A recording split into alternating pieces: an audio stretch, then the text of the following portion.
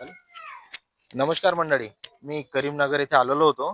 तर यांची काही तक्रार होती, तर ते जाणून घ्या काय तक्रार आहे. तुमचं नाव काय?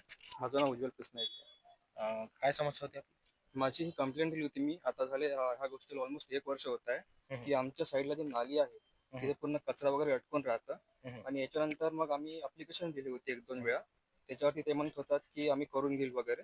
मग हम्म. ते आले आणि फक्त साफ करून दिलं. पण ते प्रॉब्लेम पूर्णपैकी मिटला नाही आहे. तक्रार कधी दिली होती तुम्ही?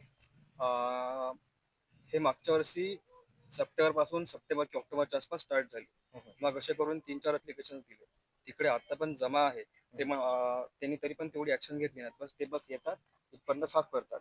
आणि मग लास्ट टाईम जेव्हा आता आय थिंक मार्च महिन्यातली गोष्ट आहे, मार्च की एप्रिलच्या आसपास.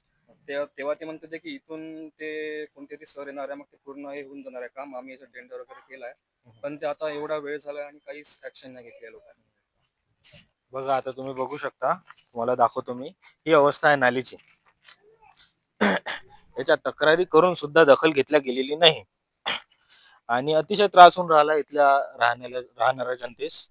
तर नगरपालिकेने बांधकाम विभागाने तात्काळ इथली दखल घ्यावी अशी मी त्यांना हात जोडून नम्र विनंती करतो. धन्यवाद.